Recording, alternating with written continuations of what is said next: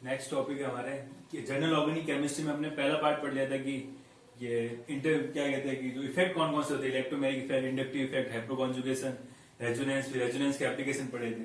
ठीक है, उसके बाद क्या था, बॉन्ड क्लीवेज। बॉन्ड क्लीवेज क्या होता है, दो तरह का होगा आपका, एक होमोलैटिक बॉन्ड क्लीवेज और एक हेटेरोलाइटिक बॉन्ड क्लीवेज। होमोलैटिक बॉन्ड क्लीवेज का मतलब क्या है, नाम से पता चल रहा है कि होमोलैटिक बॉन्ड क्लीवेज का मतलब क्या है, यहाँ पे जो बॉन्ड ब्रेक होगा वहां पे क्या होगा, आपको होमोलैटिक डिस्ट्रीब्यूशन होगा। होमोलैटिक बॉन्ड क्लीवेज का मतलब क्या है, इस बॉन्ड के जो इलेक्ट्रॉन है वो इक्वली डिस्ट्रीब्यूट हो गए, किसमें, ए और बी के अंदर। होमोलैटिक क्लीवेज का मतलब क्या होता है, इक्वल डिस्ट्रीब्यूशन ऑफ इलेक्ट्रॉन। इस बॉन्ड में अगर दो इलेक्ट्रॉन है तो इक्वली डिस्ट्रीब्यूट हो जाएंगे, एक इलेक्ट्रॉन ए के पास, एक इलेक्ट्रॉन बी के पास। तो जब इक्वल डिस्ट्रीब्यूशन ऑफ इलेक्ट्रॉन हो रहा है, यहाँ पे क्या हो रहा है, इक्वल डिस्ट्रीब्यूशन ऑफ इलेक्ट्रॉन, जिससे क्या बना है, रेडिकल फॉर्म हुआ है। तो होमोलैटिक क्लीवेज से क्या बनता है, रेडिकल फॉर्म होता है। और रेडिकल पे क्या है, एक अनपेड इलेक्ट्रॉन है, और अनपेड इलेक्ट्रॉन क्या होता है, पैरामैग्नेटिक नेचर का होता है।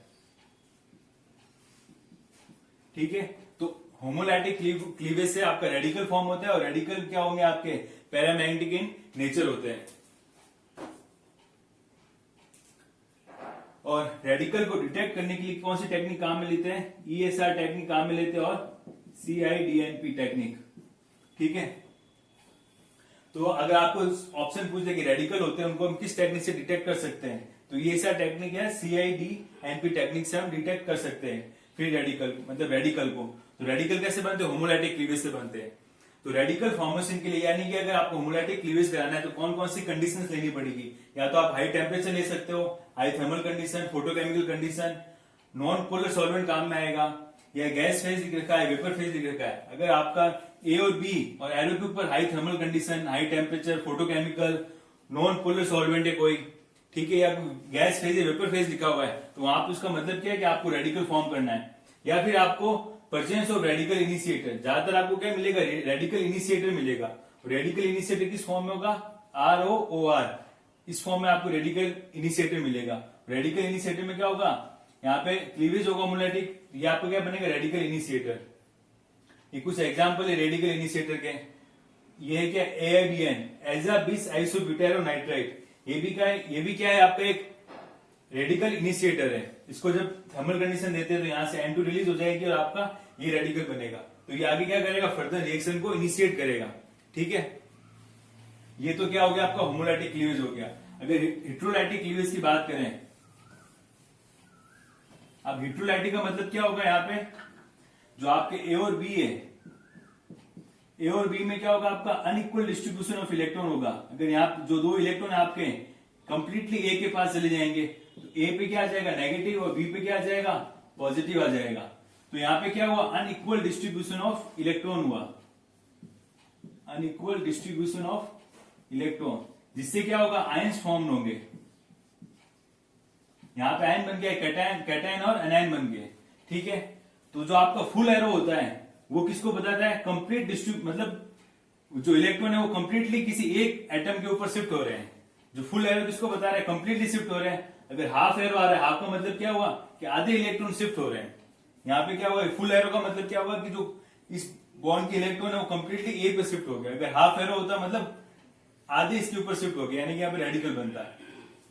ठीक है, तो हेटेरोलाइटिक क्लीवेज से क्या होता है, हेटेरोलाइटिक क्लीवेज के अंदर अनइक्वल डिस्ट्रीब्यूशन ऑफ इलेक्ट्रॉन होता है, जिससे आयन फॉर्म होंगे, कैटायन और एनायन फॉर्म होंगे। और ध्यान क्या रखना है कि हेटेरोलाइटिक क्लीवेज के लिए जो एनर्जी होती है वो ज्यादा रिक्वायर्ड होती है कंपेयर टू होमोलैटिक क्लीवेज। ठीक है, तो हेटेरोलाइटिक क्लीवेज में आपको एनर्जी देनी पड़ेगी। कंडीशन क्या होगी हेटेरोलाइटिक क्लीवेज की, कोई भी polar protic solvent, water, alcohol, acid, ammonia, और लो टेम्परेचर पे आपका क्या होगा, हेटेरोलाइटिक क्लीवेज हो रहा है। लो टेम्परेचर है इसलिए यहाँ पे आपको ज्यादा एनर्जी की रिक्वायरमेंट होती है कंपेयर टू होमोलैटिक क्लीवेज। अब आगे बात करते हैं टाइप्स ऑफ इंटरमीडिएट की, कितने तरह के इंटरमीडिएट होते हैं, फिर एक एक करके उनको डिटेल में पढ़ेंगे।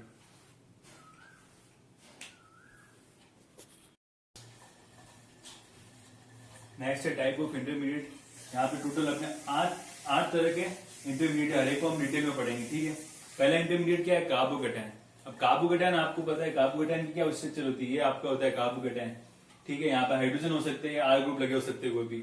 अब कार्बोकैटायन आपका क्या है, यहाँ पे sp3 हाइब्रिडाइज्ड है। यहाँ पर कार्बन के पास कितने 6 वैलेंस इलेक्ट्रॉन है, यहाँ पे कार्बन के पास 6 वैलेंस इलेक्ट्रॉन और एक वेकेंट अनहाइब्रिड पी ऑर्बिटल है। यहाँ पे आपका क्या है, अनहाइब्रिड वेकेंट पी ऑर्बिटल है, ठीक है। sp2 हाइब्रिडाइज और sp2 हाइब्रिडाइज के लिए ज्योमेट्री क्या होती है, ट्राइगोनल प्लेनर ज्योमेट्री होती है, ठीक है। अब कार्बोकैटायन होता है वो आइसो इलेक्ट्रॉनिक के विद बोरेन, बोरेन के साथ आइसो इलेक्ट्रॉनिक। कैसे, कार्बोकैटायन में यहाँ पे कितने हैं 6 इलेक्ट्रॉन है, कार्बन के पास वैलेंस शेल में कितने इलेक्ट्रॉन होते हैं 4 होते हैं, 4 में से यहाँ पे क्या आ गया पॉजिटिव आ गया, मतलब 3 इलेक्ट्रॉन, 3 इलेक्ट्रॉन कार्बन के, 3 इलेक्ट्रॉन हाइड्रोजन के, कितने हो गए 6 इलेक्ट्रॉन। इसी तरह बोरेन में बात करें तो बोरोन में वैलेंस इलेक्ट्रॉन कितने होते हैं 3, और हाइड्रोजन के साथ बॉन्ड बना रहा है तो कितने इलेक्ट्रॉन मिल रहे हैं 3, टोटल इलेक्ट्रॉन कितने हो गए 6। तो कार्बोकैटायन होता है वो बोरोन के साथ क्या होता है, आइसो इलेक्ट्रॉनिक होता है, ठीक है। अब जो कार्बोकैटायन की जो ज्योमेट्री है वो क्या है, ट्राइगोनल प्लेनर है। इसके फेवर में कुछ एविडेंस है कि evidence in favour of trigonal planar geometry of carbocation. अब कार्बोकैटायन की ज्योमेट्री ट्राइगोनल प्लेनर होती है या फिर पिरामिडल होती है, इसके ऊपर एविडेंस है। तो पहला एविडेंस क्या है, स्टीरियोकेमिकल एविडेंस है। अब यहाँ पे क्या है, आपका कोई कायरल सेंटर है जहां पे लिविंग ग्रुप लगा हुआ है, इसका क्या करेंगे, SN1 रिएक्शन करा रहे हैं। SN1 रिएक्शन किसकी प्रेजेंस में होती है, पोलर प्रोटिक सॉल्वेंट की प्रेजेंस में होती है। SN1 रिएक्शन में क्या होता है, पोलर प्रोटिक सॉल्वेंट की फॉर्म में होती है। SN1 रिएक्शन में क्या होगा, कोई लिविंग ग्रुप लगा होगा आपके कार्बन चेन पे, जब आप SN1 रिएक्शन करा रहे हो पोलर प्रोटिक सॉल्वेंट के अंदर, तो वहां पे आपको क्या मिलता है, कार्बोकैटायन बनता है। जो हमने रिएक्शन पढ़ी थी RX की रिएक्शन किससे कराई थी हमने, हेलोजन कैरियर से, ठीक है, हेलोजन कैरियर से कराई थी, तो हमें क्या मिला था, कार्बोकैटायन मिला प्लस X माइनस मिला था, ठीक है। तो ये कौन सी रिएक्शन थी आपकी, SN1 रिएक्शन थी।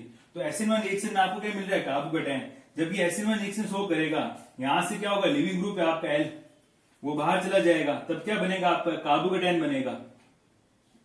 ये आपका कार्बोकैटायन बन गया R1 R2 और R3, यहां पे क्या आ गया आपका पॉजिटिव चार्ज, ठीक है।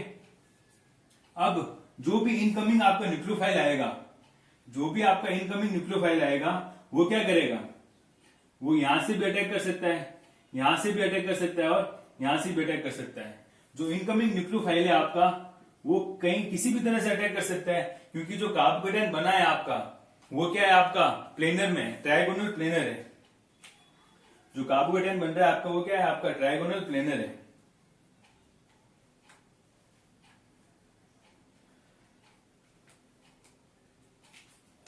जो कार्बोकैटायन बन रहा है वो क्या बन रहा है, आपका प्लेनर बन रहा है, ठीक है। और यहाँ पे आपका क्या एक वैकेंट पी ऑर्बिटल है जो कि खाली हो गया है, ठीक है। जो इनकमिंग न्यूक्लियोफाइल है वो क्या करेगा, जो वैकेंट पी ऑर्बिटल है उसमें अपने इलेक्ट्रॉन देगा, तो वो दो तरीके से अटैक कर सकता है, या तो ऊपर से अटैक करे या फिर नीचे से अटैक करे। क्योंकि ये क्या है, ट्रायगोनल प्लेनर शेप में है, तो इक्वली क्या है, ये जो स्टेरिक हिंड्रेंस है वो इक्वली है। यहाँ पे किसी तरह का स्टेरिक हिंड्रेंस नहीं है इनकमिंग न्यूक्लियोफाइल के लिए। तो इनकमिंग न्यूक्लियोफाइल के लिए दो रास्ते, या तो वो ऊपर से अटैक करेगा या फिर नीचे से अटैक करेगा, ठीक है। तो इससे पता चल रहा है कि अब जब प्रोडक्ट बनेंगे आपके, जब SN1 की रिएक्शन कराओगे तो SN1 में आपके प्रोडक्ट बनेगा वो रेसिमिक मिक्सर बनेगा, ठीक है। रेसिमिक मिक्सर का मतलब क्या होगा कि 50% अगर आपका R है तो 50% ही आपका S बन रहा है। ये क्या था, आपका कायरल कार्बन था, कायरल कार्बन पे आप रिएक्शन करा रहे हो तो न्यूक्लियोफाइल आएगा, तो आपको या तो वो जहां से, अब इसके पास दो रास्ते हैं, अगर वो ऊपर से आ रहा है मतलब बेस से आ रहा है तो बेस पे लगेगा, तो एक ग्रुप आपका क्या चला जाएगा, डैश चला जाएगा, ठीक है। एक ग्रुप आपका क्या चला जाएगा, डैश में चला जाएगा। अगर आपका इनकमिंग न्यूक्लियोफाइल नीचे से आ रहा है मतलब डैश से आ रहा है, डैश से आएगा तो एक ग्रुप आपका कहां चला जाएगा, बेस में चला जाएगा। तो अगर एक का कॉन्फिगरेशन R आ रहा है तो आपके पास दोनों पॉसिबिलिटी है, R भी बन सकता है और S भी बनेगा 50-50%। तो जो आपका प्रोडक्ट बना उससे हमने पता लगाया कि जो आपका प्रोडक्ट बना है वो 50-50% बन रहा है, यानी कि जो आपका इनकमिंग न्यूक्लियोफाइल है वो ऊपर से भी आ सकता है और नीचे से भी आ सकता है, ठीक है। तो जो आपका बनने वाला, तो इससे ये पता चल रहा है कि जो कार्बोकैटायन बन रहा है वो आपका क्या है, प्लेनर है। प्लेनर होने की वजह से तो आपका न्यूक्लियोफाइल ऊपर से भी अटैक कर सकता है और नीचे से भी अटैक कर सकता है, ठीक है। एक फेवर तो ये था। तो आप इसमें क्या लिख सकते हो कि जो आपका प्रोडक्ट बना उससे हमें पता चला कि जो आपका इंटरमीडिएट बना है कार्बोकैटायन वो क्या आपका ट्राइगोनल प्लेनर, क्योंकि जब SN1 रिएक्शन होती है तो आपका प्रोडक्ट क्या बन रहा है, रेसिमिक मिक्सर बन रहा है, जिससे पता चल रहा है कि आपका जो कार्बोकैटायन बन रहा है वो क्या ट्राइगोनल प्लेनर है। दूसरा, अगर एक्सपेरिमेंटल कंडीशन देखें, यहाँ पे क्या हो रहा है, ये आपका ब्रिज हेड कंपाउंड है, ब्रिज कंपाउंड है कोई, तो ब्रिज कंपाउंड के अंदर ये आपकी क्या पोजीशन है, ब्रिज हेड पोजीशन बोलते हैं इसको। जहां पर दो कार्बन एक ब्रिज से जुड़े हुए हैं उसको क्या बोलेंगे, ब्रिज हेड पोजीशन। तो ब्रिज हेड पोजीशन पे जो कार्बोकैटायन है वो आपका क्या है, पिरामिडल शेप में है। अब जो आपका कार्बोकेटायन होता है उसका हाइब्रिडेशन क्या होता है, sp2 होता है और ट्रायगोनल प्लेनर होना चाहिए था। जबकि इस कंपाउंड में जो आपका कार्बोकेटायन है वो आपका ट्रायगोनल प्लेनर नहीं होके पिरामिडल शेप में है। ठीक है, इस वजह से यहाँ पे क्या हो रहा है कि ये जो कार्बोकेटायन बन रहा है वो क्या हो रहा है, अनस्टेबल हो रहा है। इसको होना तो चाहिए था ट्रायगोनल प्लेनर शेप में, बट हो किस में रहा है, ये पिरामिडल शेप में आ रहा है, पिरामिडल ज्योमेट्री में आ रहा है। इस वजह से यहाँ पे जो ब्रिज हेड पे जो आपका कार्बोकेटायन बनता है वो हमेशा आपका क्या होगा, अनस्टेबल कार्बोकेटायन होगा। ब्रिज हेड पोजीशन को आप कैसे समझ सकते हो, ठीक है, तो ये आपका कंपाउंड है, ये आपका नीचे वाला सिस्टम 6 कार्बन है आपके यहाँ पे, ठीक है, 1 2 3 4, ये आपका ऊपर क्या बना हुआ है, ब्रिज, ये आपका क्या बना हुआ है, ऊपर ब्रिज बना हुआ है। तो जब आप ये ब्रिज देख रहे हो ऊपर, तो जो कार्बोकेटायन का है आपका यहाँ पर है, ब्रिज हेड पोजीशन पे कार्बोकेटायन है आपका, तो ये आपका कैसे शेप आ रहा है, अगर आप इसको ऐसे मिलाओगे तो ये आपकी क्या आ रही है, पिरामिडल शेप आ रही है ऐसे। ये शेप कैसे आ रही है आपका, यहाँ पे आपका ब्रिज हेड है तो ये आपका क्या आ रहा है, पिरामिडल शेप का आ रहा है, पूरा प्लेनर नहीं होकर ये क्या है आपका पिरामिडल शेप का बन रहा है। इस वजह से कार्बोकेटायन आपका यहाँ पे क्या अनस्टेबल है। होना तो उससे चाहिए था ट्रायगोनल प्लेनर, बट हो क्या रहा है, वो आपका पिरामिडल शेप का हो रहा है। इस वजह से ब्रिज हेड पोजीशन पे कार्बोकेटायन आपका हमेशा अनस्टेबल होता है, ठीक है। बट अगर आपकी जो ब्रिज कंपाउंड में इसमें नंबर ऑफ कार्बन एटम बढ़ेंगे, यहाँ पे जो ब्रिज बना है वो एक कार्बन से बना है, अगर यहाँ पर नंबर ऑफ ब्रिज एटम है जो आपके जो ब्रिजिंग कार्बन है, यहाँ पे जो ब्रिज बन रहा है वो एक कार्बन से बन रहा है, अगर यहाँ पे नंबर ऑफ कार्बन एटम बढ़ेंगे, ब्रिज के अंदर आपके नंबर ऑफ कार्बन एटम बढ़ेंगे तो स्टेबिलिटी ऑफ कार्बोकेटायन भी इंक्रीज होगी। क्या मतलब हुआ इसका, जब आपके ब्रिज में नंबर ऑफ कार्बन एटम बढ़ेंगे उससे क्या होगा, ये प्लेनरिटी की तरफ मूव करेगा, ये कार्बोकेटायन किसकी तरफ मूव करेगा, प्लेनरिटी की तरफ, इस वजह से इसकी स्टेबिलिटी इंक्रीज हो जाएगी। तो यहाँ पे लिख सकते हैं कि number of bridging atom increases, stability of carbocation increases, because planarity increase हो जाएगी यहां पे। अब ये एक्सपेरिमेंटल से कैसे पता चला कि आपने जो यहाँ पे कार्बोकेटायन, यहाँ पे कोई क्या लगा होगा, यहाँ पे आपको कोई लिविंग ग्रुप लगा होगा, जो आपने लिविंग ग्रुप की रिएक्शन कोई पोलर प्रोटिक सॉल्वेंट से करा रहे हैं, यहाँ पे कोई हेलोजन लगा हुआ है और इसकी रिएक्शन आप हेलोजन कैरियर से करा रहे हो, तो आपका आगे प्रोडक्ट बन ही नहीं रहा है, यानी कि वो हेलोजन वहां से रिमूव ही नहीं हो रहा है। क्यों नहीं हो रहा है, क्योंकि जो यहाँ पे आपका इंटरमीडिएट बन रहा है कार्बोकेटायन, वो क्या बन रहा है, अनस्टेबल बन रहा है। जब आपका इंटरमीडिएट अनस्टेबल बनेगा तो वो आगे प्रोडक्ट में कन्वर्ट ही नहीं होगा, यानी कि वो यहाँ पे रिएक्शन की रेट होगी बहुत कम होगी या फिर होगी ही नहीं। इस वजह से हम कह रहे हैं कि ब्रिज हेड पोजीशन पे आपका कार्बोकेटायन क्या होता है, अनस्टेबल होता है। क्यों भाई, कार्बोकेटायन तो चाह रहा है कि मैं ट्रायगोनल प्लेनर हूं, लेकिन जो ब्रिज हेड पोजीशन चाह रही है कि मैं पिरामिडल शेप में रहे। अगर कार्बोकेटायन यहाँ पे प्लेनर होना चाहेगा तो जो ब्रिज हेड की ज्योमेट्री है वो क्या हो जाएगी, डिस्टर्ब हो जाएगी। इस वजह से ब्रिज हेड पोजीशन पे कार्बोकेटायन आपका क्या होता है, अनस्टेबल होता है।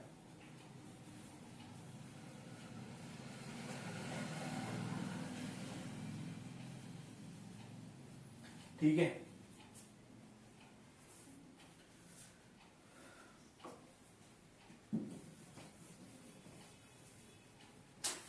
इसी के ऊपर आपका क्या है, ब्रेडिक्ट रूल है।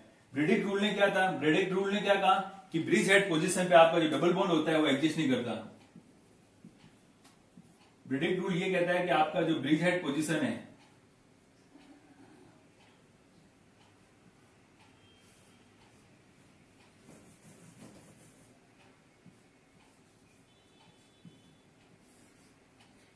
ये आपकी क्या थी, ब्रिज हेड पोजीशन, और इस ब्रिज हेड पोजीशन पे जो ये डबल बॉन्ड है वो आपका क्या नहीं करता, एग्जिस्ट नहीं करता।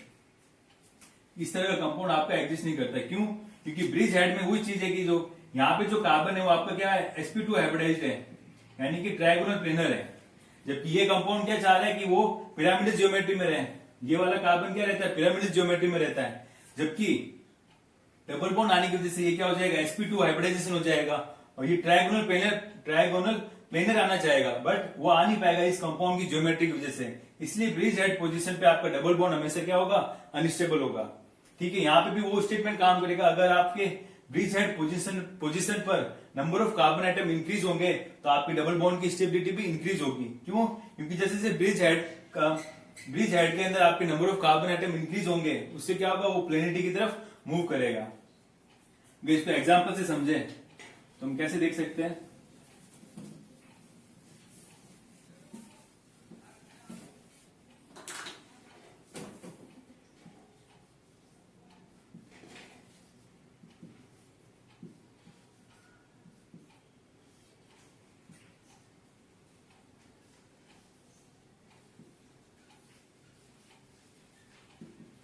अब आप यहाँ पे डबल बॉन्ड बनाओ या कार्बोकेटायन लिखो, उसका स्टेबिलिटी का ऑर्डर क्या आएगा, एक क्या आएगा। तो जब आप यहां से यहां तक जा रहे हो तो आपके जो ब्रिज हेड में नंबर ऑफ कार्बन एटम क्या हो रहे हैं, इंक्रीज हो रहे हैं। तो यहां पे हम लिख सकते हैं कि number of carbon atom increases bridge head position पर।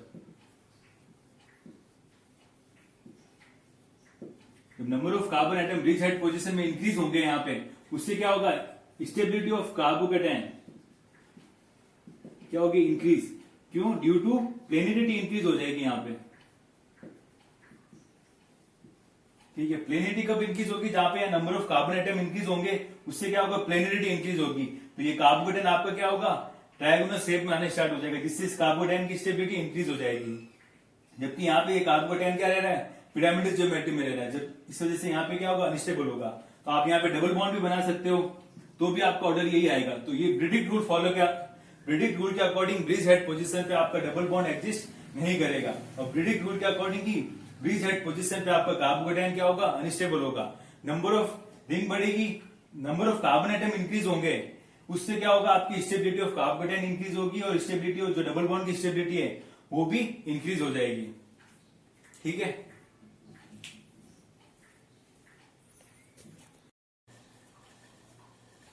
अब नेक्स्ट टॉपिक है method of preparation of carbocation, कि हम कार्बोकेटायन को कैसे बना सकते हैं।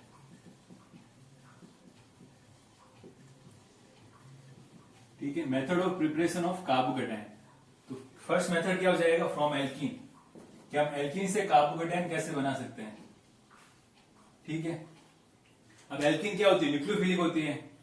ठीक है, तो जब एल्कीन आपकी क्या है, ये एल्कीन है आपकी, अब इस एल्कीन की रिएक्शन में कंसेंट्रेट H2SO4 से कराऊं, कंसेंट्रेट H2SO4 हो, या आपका हेलोजन हाइड्राइड हो, पैराटोलुइन सल्फोनिक एसिड हो। ठीक है, पैराटोलुइन सल्फोनिक PTSA हो, इसको कैसे लिख सकते हैं।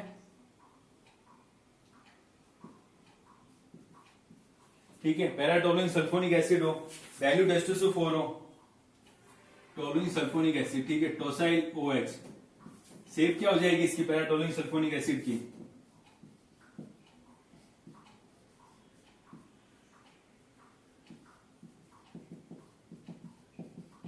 ये क्या होगा आपका, पैराटोलुइन सल्फोनिक एसिड। तो अगर आप एल्कीन की रिएक्शन कंसेंट्रेट H2SO4 से करा रहे हो, यहाँ पे क्या आपका कॉन्सेंट्रेट H2SO4 है, ओनली H प्लस है, आपका एरो के ऊपर ओनली H प्लस दे रखा है। तो क्या होगा, यहाँ पे आपका क्या बनेगा, एल्कीन किसकी तरह बिहेव करती है, न्यूक्लियोफाइल की तरह बिहेव करेगी। तो जब पाई इलेक्ट्रॉन यहां शिफ्ट होंगे तो यहाँ पे क्या लग जाएगा आपका हाइड्रोजन, यहाँ पे क्या आ जाएगा प्लस, तो आपका क्या बन गया, ये कार्बोकेटायन बन गया। ठीक है, तो एल्कीन क्या बनी आपकी, न्यूक्लियोफाइल की तरह बिहेव करा, और इस तरह के एसिड दे रखे हो। ठीक है, जरूरी नहीं कि ये एसिड, और भी तरह के एसिड हो सकते हैं, कैम्फोर एसिटिक एसिड भी हो सकता है। ठीक है, ठीक है, तो यहाँ पे आपके अगर एग्जाम्पल देखे अपन, यहाँ पे आपको क्या दे दिया, H प्लस मतलब एसिड। अब यहाँ पे आपका इलेक्ट्रोमेरिक इफेक्ट का एप्लीकेशन काम में आएगा। इलेक्ट्रोमेरिक इफेक्ट क्या था, in the presence of reagent होता है। तो ये रहा रिएजेंट आपका, ये रहा आपका रिएक्टेंट। तो यहाँ पे आपका इलेक्ट्रॉन को अब आपको बताना है कि जो रिलीजिंग इफेक्ट है वो किस साइड लग रहा है, इस साइड लग रहा है। अब आप सारे इफेक्ट पढ़ चुके हैं, हाइपर कॉन्जुगेशन वगैरह। तो यहाँ पे क्या होगा, आपके इलेक्ट्रॉन यहाँ मूव करेंगे, तो H प्लस का एडिशन कहां पर होगा, H प्लस का एडिशन यहाँ पर होगा, कार्बोकेटायन कहां बन जाएगा आपका, यहाँ पर बन जाएगा। इसी तरह का अगर नेक्स्ट एग्जाम्पल में देखें, अगर यहाँ पे आप एल्कीन की रिएक्शन एसिड से करा रहे हो, तो आपका क्या होगा, इलेक्ट्रॉन का मूव किस साइड होगा, इधर होगा, क्योंकि जो बनने वाला कार्बोकेटायन बनेगा आपका, वो क्या बनेगा, स्टेबल बनेगा कार्बोकेटायन। कौन सा कार्बोकेटायन बन गया, बेंजाइलिक कार्बोकेटायन बन गया। ठीक है, तो आपको इलेक्ट्रॉनों का मूव कराना चाहिए, इलेक्ट्रॉनिक डिस्प्लेसमेंट किस डायरेक्शन में होगा। इसी तरह नेक्स्ट एग्जाम्पल देखें,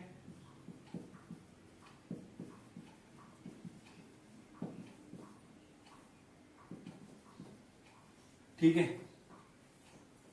तो अगर आप इसकी रिएक्शन पैराटोलुइन सल्फोनिक एसिड से करा रहे हो, तो इलेक्ट्रॉन कहां मूव होंगे, यहां पर मूव होंगे, और कार्बोकेटायन कहां बनेगा, यहां पे।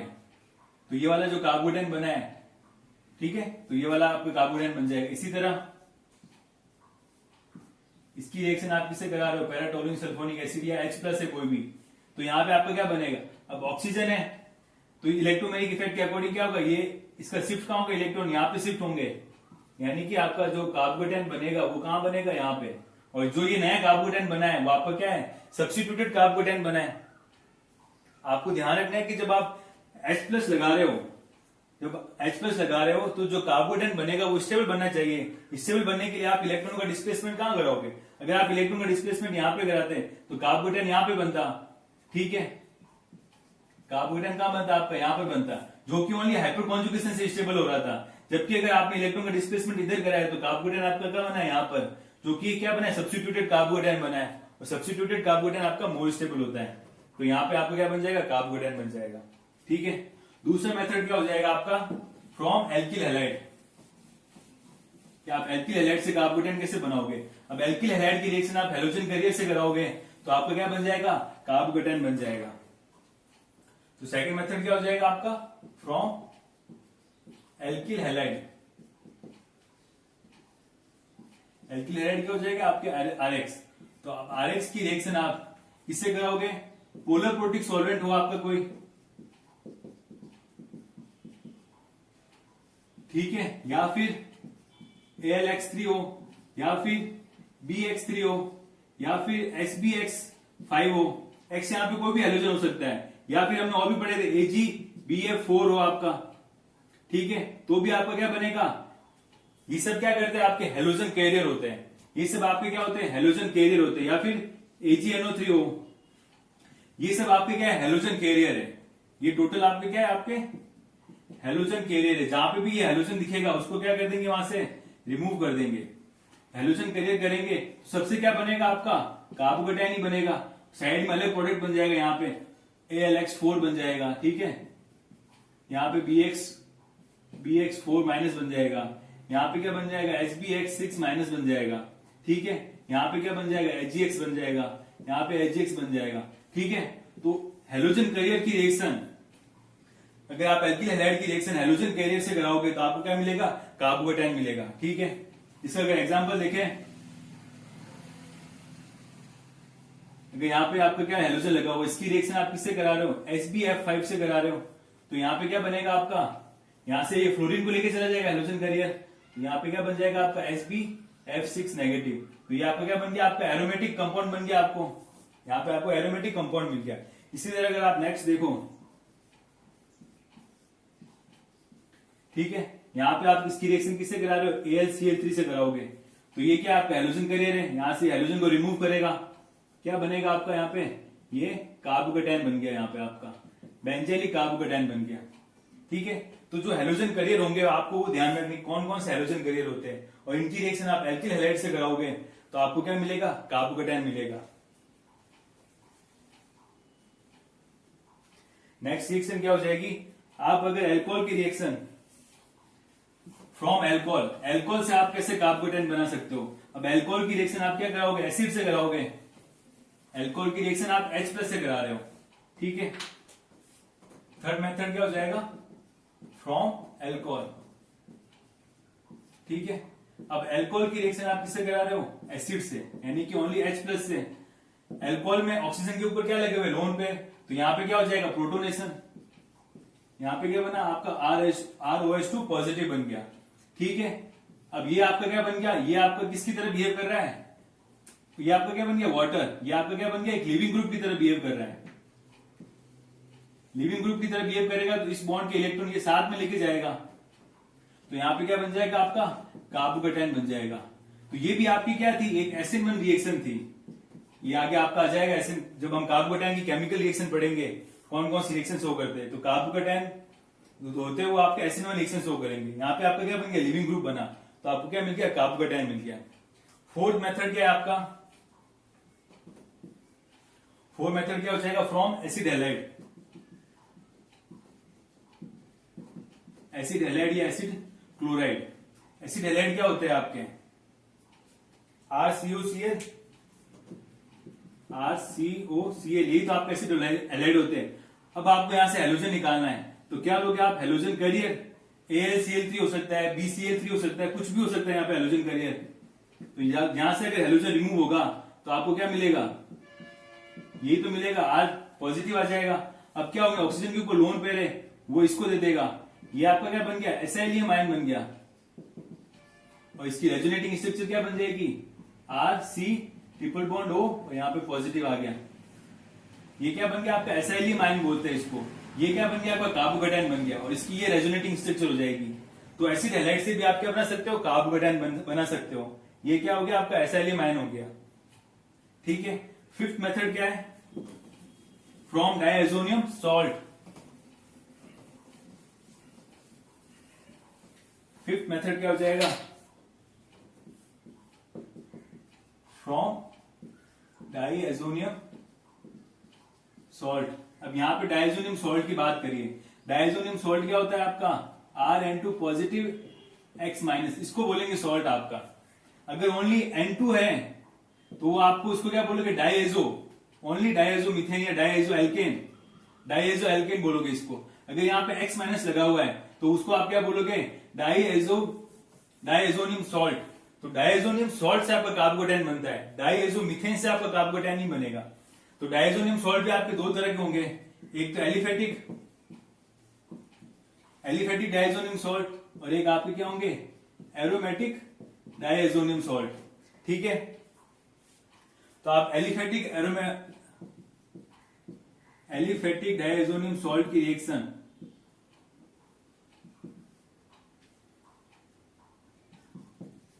ठीक है, अगर आप इसको हीट करोगे, डायजोनियम सॉल्ट को रिमूव करने का तरीका क्या है, आप इसको हीट करो, हीट करते क्या हो जाएगा, यहां से N2 गैस रिमूव हो जाएगी, -N2, तो आपको क्या मिल जाएगा, कार्बोकेटायन मिल जाएगा।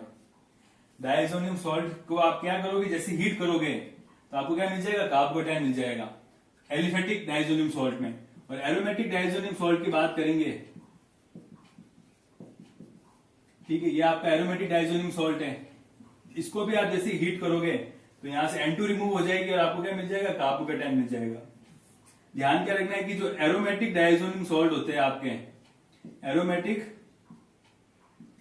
डायजोनियम सॉल्ट, वो आपके मोर स्टेबल होते हैं compare to aliphatic diazonium salt से।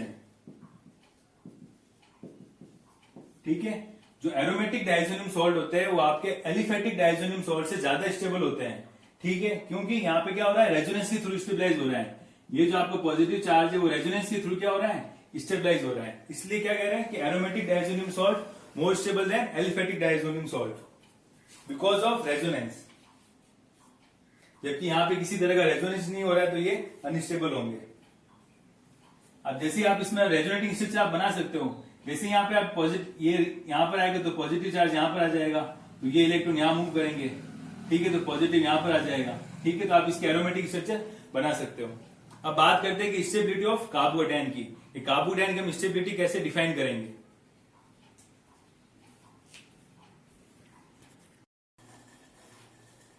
तो स्टेबिलिटी ऑफ कार्बोकेटायन हम पढ़ चुके हैं कि सबसे पहले कि जब भी हमें स्टेबिलिटी देखनी है तो सबसे पहले देखेंगे कि वो एरोमेटिक हो, फिर नॉन एरोमेटिक, फिर एंटी एरोमेटिक, फिर अगर नॉन एरोमेटिक है तो रेजोनेंस, हाइपरकॉन्जुगेशन, इंडक्टिव। अब आपको जब एरोमेटिसिटी, जब आप स्टेबिलिटी देख रहे हो कार्बोकेटायन की, तो आपको ये वाला ऑर्डर फॉलो करना है। अगर आपको स्टेबिलिटी देखनी है कार्बोकेटायन की तो सबसे पहले आपको देखना है कि वो एरोमेटिक कार्बोकेटायन हो, उसके बाद मिसलेनियस कार्बोकेटायन, फिर सब्स्टिट्यूटेड कार्बोकेटायन, फिर रेजोनेंस, फिर हाइपरकॉन्जुगेशन, इंडक्टिव, परसेंट एस कैरेक्टर और एंटी एरोमेटिक। तो ये ऑर्डर आपको फॉलो करना है। जब भी आपको कंपाउंड दे रखे 3-4, सबसे पहले आपको आइडेंटिफाई करना है कि कौन एरोमेटिक है, कौन मिसलेनियस है, कौन सब्स्टिट्यूटेड है। तो जो एरोमेटिक होगा वो मोर स्टेबल होगा। तो स्टेबिलिटी का ऑर्डर कैसे चल रहा है, ऐसे चल रहा है। ठीक है, एरोमेटिक सबसे ज्यादा, फिर ये ऐसे। ठीक है, तो एरोमेटिक कार्बोकेटायन पता है आपको कौन कौन से होते हैं। मिसलेनियस कार्बोकेटायन कौन सा होगा, इस तरह का कार्बोकेटायन होगा, वो आपको क्या होगा, मिसलेनियस कार्बोकेटायन। क्यों, ये आपका मोर स्टेबल क्यों आ रहा है, क्योंकि जो मिसलेनियस कार्बोकेटायन है वो क्या है, 3 मेंबर रिंग के ऊपर CH2 पॉजिटिव है।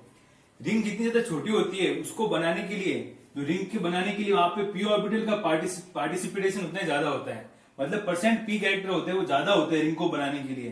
तो यहाँ पे क्या होते हैं, पार्सली, जो यहाँ पे क्या होता है, पार्सली पाई बॉन्ड कैरेक्टर आ जाते हैं। यहाँ पे जो आपके p ऑर्बिटल होते हैं वो इतने पास में होते हैं कि उनमें क्या हो जाता है, पार्सली डबल बॉन्ड कैरेक्टर जैसे आ जाते हैं, यानी कि यहाँ पार्सली ओवरलैपिंग हो जाती है, जिससे जो यहाँ की जो इलेक्ट्रॉन डेंसिटी है वो इस कार्बोकेटायन को क्या कर लेते हैं, स्टेबल कर लेते हैं। यहाँ पे जो p ऑर्बिटल इतने पास में हो जाते हैं, उनका कॉन्ट्रीब्यूटेशन, उनका जो पार्ट होता है, जो p ऑर्बिटल होते हैं उनका जो कॉन्ट्रीब्यूशन होता है वो ज्यादा होता है। इस वजह से यहाँ पे ओवरलैपिंग हो जाती है और यहाँ की जो पाई इलेक्ट्रॉन डेंसिटी होती है वो इस कार्बोकेटायन को स्टेबल कर रही होती है डायरेक्टली। इस वजह से इस तरह के कार्बोकेटायन को क्या बोलेंगे, मिसलेनियस कार्बोकेटायन। तो एरोमेटिक कार्बोकेटायन के बाद मिसलेनियस कार्बोकेटायन ज्यादा स्टेबल होंगे। फिर सब्स्टिट्यूटेड कार्बोकेटायन आपको पता है कौन कौन से होते हैं, ये सब आपके क्या है, सब्स्टिट्यूटेड कार्बोकेटायन। कार्बोकेटायन जो आगे सीधा हेटेरोएटम से जुड़ा हुआ है, ये हेटेरोएटम के लोन पेयर से स्टेबलाइज हो रहा है डायरेक्ट, ठीक है। उसके बाद क्या आएगा, रेजोनेंस। ये पढ़ चुके हैं कि सब्स्टिट्यूटेड कार्बोकेटायन ज्यादा स्टेबल होता है कंपेयर टू रेजोनेंस, यानी कि बेंजलिक कार्बोकेटायन से। इन सब स्ट्रक्चर में क्या हो रहा है, रेजोनेंस के थ्रू स्टेबलाइज हो रहा है। फिर रेजोनेंस के बाद क्या देखना है, हाइड्रोकॉन्जुगेशन। फिर हाइड्रोकॉन्जुगेशन में आपको नंबर ऑफ अल्फा हाइड्रोजन देखने हैं। फिर क्या आएगा, इंडक्टिव इफेक्ट। इंडक्टिव इफेक्ट के अंदर कार्बोकेटायन कैसे स्टेबलाइज हो रहा है। फिर आता है परसेंट एस कैरेक्टर। यहाँ पे क्या है, ये वाला कार्बोकेटायन परसेंट एस कैरेक्टर से स्टेबलाइज होगा। इस वाले कार्बोकेटायन, ये वाला कार्बोकेटायन आपका sp2 हाइब्रिडाइज कार्बन एटम से लगा हुआ है, जबकि ये वाला sp से लगा हुआ है। तो परसेंट एस कैरेक्टर का मतलब क्या हुआ, जिसके परसेंट एस कैरेक्टर ज्यादा होंगे वो मोर इलेक्ट्रोनेगेटिव होगा। मोर इलेक्ट्रोनेगेटिव होगा तो वो आपके कार्बोकेटायन को अनस्टेबल करेगा। तो यहाँ पे sp2 से लगा हुआ है, ये sp से लगा हुआ है, तो ये आपका मोर स्टेबल हो जाएगा। इसी तरह यहाँ पे भी आपका क्या काम कर रहा है, परसेंट एस कैरेक्टर काम कर रहा है, ठीक है। अगर इस कार्बोकेटायन की और इस कार्बोकेटायन की बात करूं, दोनों में से मोर स्टेबल कौन सा होगा, ये वाला मोर स्टेबल होगा। क्यों, क्योंकि यहाँ पे जो आपका कार्बोकेटायन है, यहाँ पे भी क्या है, sp2 हाइब्रिडाइज कार्बन एटम है, और यहाँ पे भी आपका क्या है, sp2 हाइब्रिडाइज कार्बन एटम है। तो ये वाला कार्बोकेटायन आपका दोनों तरफ से sp2 हाइब्रिडाइज कार्बन एटम से लगा हुआ है, तो दोनों तरफ से इसका क्या लग रहा है, माइनस आई लग रहा है। जबकि यहाँ पे क्या लग रहा है, एक तरफ से sp2 हाइब्रिडाइज कार्बन एटम है, तो ये ज्यादा स्टेबल होगा कंपेयर टू दिस कार्बोकेटायन। तो ये भी कार्बोकेटायन आपका क्या है, परसेंट एस कैरेक्टर में आएगा। फिर लास्ट में क्या आएगा, एंटी एरोमेटिक कंपाउंड। तो जो एंटी एरोमेटिक कंपाउंड होंगे वो सबसे कम अनस्टेबल होंगे। अब इसके ऊपर कुछ सवाल है, वो देख लेते हैं।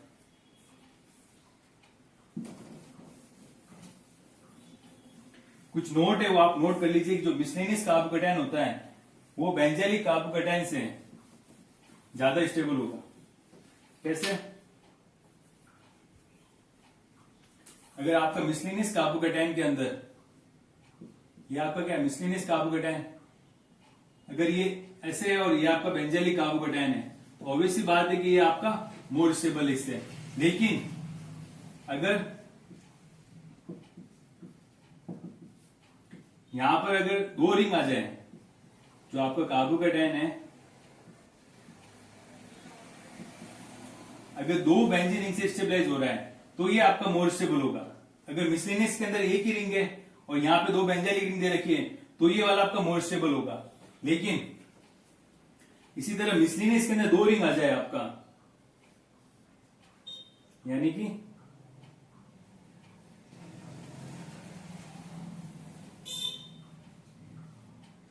ठीक है, यहां पे भी दो रिंग आ जाए और यहां पर भी आपके बेंजाइलिक वाली दो रिंग हो, तब वापस आपका मिसलेनियस वाला मोर स्टेबल होगा। समझ में आ गया, जब दोनों एक ही रिंग है तो मिसलेनियस स्टेबल है, लेकिन यहाँ पे दो बेंजाइलिक रिंग आ गई तो ये वाला मोर स्टेबल हो जाएगा कार्बोकेटायन कंपेयर टू मिसलेनियस से। और मिसलेनियस में वापस दो रिंग आ गई तो ये मोर स्टेबल हो जाएगा कंपेयर टू दिस, ठीक है। अगर तीन रिंग आ गई यहाँ पे, अगर एक और पीएच लगा दूंगा मैं, तो ये तीन रिंग वाला आपका मोर स्टेबल हो जाएगा किसी डबल रिंग से। समझ में आ गया आपको कैसे ध्यान में रखना है, ठीक है। अब इसके ऊपर टाइप ऑफ क्वेश्चन आपने कर चुके हो कार्बोकेटायन के ऊपर, ठीक है, वो एक बार लिख देता हूं, फिर आपको सवाल खुद सॉल्व करने हैं।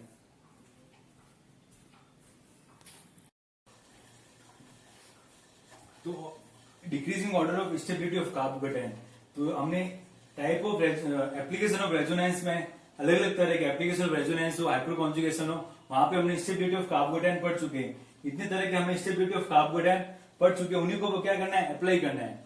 जो हमने अभी स्टेबिलिटी ऑफ कार्बोकेटायन के ऑर्डर लिखे हैं, उस ऑर्डर के अकॉर्डिंग आपको इन जितने भी कार्बोकेटायन है यहाँ पे, उनको आइडेंटिफाई करना है कौन सा कार्बोकेटायन आपका एरोमेटिक है, कौन मिसलेनियस है, किसमें हाइड्रोकॉन्जुगेशन है, किसमें रेजोनेंस है, उसके अकॉर्डिंग आपको पहले आइडेंटिफाई करना है, फिर तो ऑर्डर लिखना आपके लिए इजी हो जाएगा, ठीक है। तो ये कुछ एग्जाम्पल है जो आपको खुद करना है, कल इनके मैं इनके आंसर बताऊंगा, तो आपको एक बार खुद ट्राई करना है। सिंपल एग्जांपल है, आपने अगर आइडेंटिफाई कर लिया कि कौन सा कार्बोकेटायन आपका मिसलेनियस है, कौन एरोमेटिक है, किसमें परसेंट एस कैरेक्टर है, किसमें इंडक्टिव है, किसमें हाइड्रोकॉन्जुगेशन है, किसमें एरोमेटिक है, तो आपके लिए फिर तो आपका आंसर निकल जाएगा, इजी हो जाएगा सॉल्व करना, ठीक है। Thank you.